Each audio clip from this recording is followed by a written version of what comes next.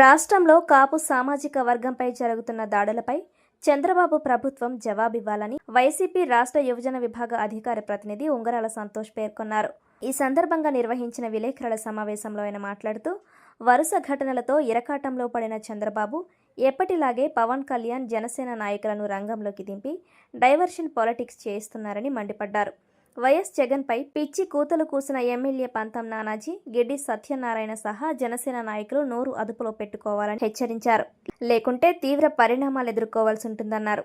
దాని సమావేశం ఒక ఉద్దేశం ఏదో ఒక పొలిటికల్ పార్టీని విమర్శించడానికో మరొక దీనికో కాకుండా ప్రతిసారి చంద్రబాబు నాయుడు గారు అధికారం చేపట్టిన ప్రతిసారి కాపులపై దాడులు జరగడం, అరెస్టులు జరగడం, వాళ్ళను ఒక యాంటీ సోషల్ ఎలిమెంట్స్గా చూపించేటువంటి ప్రయత్నం జరుగుతున్నటువంటి తరుణంలో ఆఖరికి తన కూటమిలో ఉన్నటువంటి జనసేన నాయకులను కూడా టార్గెట్ చేసి ఈరోజు కాపులు ఎవరైతే ఉన్నారో వాళ్ళని హింసిస్తున్నటువంటి పరిస్థితి. ఇటువంటి పరిస్థితుల్లో కాపుల మీద జరుగుతున్నటువంటి దాడులు అయితేనేమి, లేకపోతే ఏదైనా ఒక యాంటీ సోషల్ ఎలిమెంట్గా చిత్రీకరిస్తున్నటువంటి ప్రయత్నాలను తిప్పికొట్టేందుకు ఏ విధంగా ముందుకెళ్ళాలి, మన కాపు వర్గాన్ని ఏ విధంగా మనం కాపాడుకోవాలి, పార్టీలతో సంబంధం లేకుండా అనేటువంటి ఉద్దేశంతో చర్చించుకోవడం జరిగింది. దానికి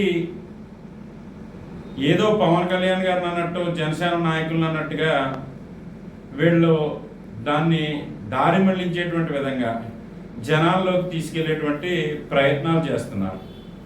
ఈ రోజున ఒకటి చెప్తా ఉన్నాం, కాకినాడలో మీటింగ్ పెట్టి పవన్ కళ్యాణ్ గారు మీరు అందరూ మాట్లాడరా, నన్ను ఏదో అనేస్తున్నారని చెప్పి ఎమ్మెల్యేలని గిల్లి వెళ్ళిపోయాడు.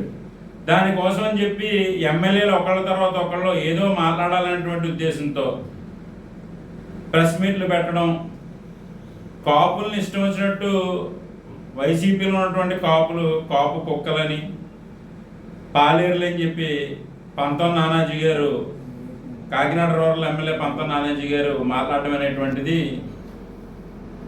చాలా తప్పు. ఎందుకని అంటున్నామంటే, ఈ రోజున ఈ రాష్ట్రంలో ప్రతిసారి ఏ విధంగా కాపుల్ని యాంటీ సోషల్ ఎలిమెంట్స్గా చిత్రీకరిస్తున్నారో, మరి అదేవిధంగా ఈ రోజున మీ సొంత పార్టీ కార్యకర్తని యాంటీ సోషల్ ఎలిమెంట్గా చూపించడమే కాకుండా వాళ్ళని బలి తీసుకున్నటువంటి పరిస్థితి, లాకప్ డెత్ చేసేయడమే కాకుండా ఖననం చేసేటువంటి పరిస్థితి రాష్ట్రంలో ఎప్పుడూ లేదు. అలాంటిది మీ కార్యకర్తనే కోసం ఈ రాష్ట్రంలో ఉన్నటువంటి లా అండ్ ఆర్డర్ తప్పుతుందనేటువంటి ఉద్దేశంతో మేము ప్రశ్నిస్తే కూడా మీకు నచ్చట్లేదు.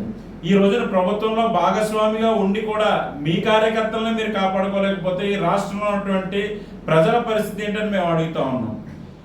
దానికి పంతం నానాజీ గారు అంటూ ఉంటాడు, దమ్ముందా జగన్మోహన్ రెడ్డి నా మీద పోటీ చేస్తావా, కాకినాడ రూరల్కి వచ్చి పోటీ చేసి దమ్ము ఉంటాయన్న. జగన్మోహన్ రెడ్డి దమ్ము ఏంటో నువ్వు కాంగ్రెస్ పార్టీలో ఉన్నప్పుడు నీ అధినాయకురాలైనటువంటి సోనియా గాంధీ చూసింది. ఈ రాష్ట్రంలో ఉన్నటువంటి నాయకులందరూ మీరు ఎవరితో అయితే జత కట్టారో ఈరోజు కూటమి నాయకులు వారు కూడా చూశారు.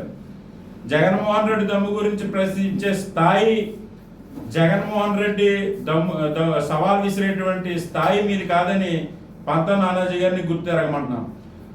అసలు ఏదైతే రంగరాయ మెడికల్ కాలేజీలో లెక్చరర్ మీద మీరు చేసినటువంటి వ్యాఖ్యలకి ఆల్రెడీ మీ చీటు చిరిగి ఎమ్మెల్యే టికెట్ కూడా ఇస్తారో లేదో రేపు పొందినటువంటి పరిస్థితుల్లో ఈరోజు అత్యుత్సాహం ప్రదర్శించి జగన్మోహన్ రెడ్డి గారిని నేనేదో అవాకులు చవాకులకు వెళ్తే టికెట్ నిలుపుకోవచ్చు అనేటువంటి భ్రమలో మీరు బతుకుతున్నారు. ఆల్రెడీ నా అధినాయకుడు పవన్ కళ్యాణ్ గారి దగ్గరే మీ హిస్టరీ ఎంత ఉందో, ఏదైతే కాంగ్రెస్ పార్టీ నుంచి నీ అనుచరుడుగా ఉన్నటువంటి నీ బంధువు కాకినాడలో బజ్జీ బండి లోన్లు కూడా వదలకుండా వసూలు చేస్తున్నటువంటి ప్రయత్నాలు అయితేనేమి, ఏదైతే మీ ఇంట్లో ఉన్నటువంటి వ్యక్తులకి కోరమండల యాజమాన్యం కార్డులు కొనుగోలు చేసి ఇచ్చినటువంటి పరిస్థితి అయితేనేమి, ఇదంతా కాకినాడ ప్రజానికం చూస్తూనే ఉంది. నీ కోసం సవాల్ విసిరితే ఎక్కడి నుంచో జగన్మోహన్ రెడ్డి రావాల్సిన అవసరం లేదు. జగన్మోహన్ రెడ్డి స్థాయి ఏంటో ఈ రాష్ట్ర ప్రజలకు తెలుసున్నాయి, నాయకులకు తెలుసు. నీకేమన్నా దమ్ముంటే నిన్న తోట త్రిమూర్తులు గారు ఆల్రెడీ సవాల్ విసిరాడు, ధైర్యంగా ఎమ్మెల్సీ పదవికి రాజీనామా చేస్తాను, నువ్వు కూడా ఎమ్మెల్యే పదవికి రాజీనామా చేసి వస్తావా అని చెప్పి.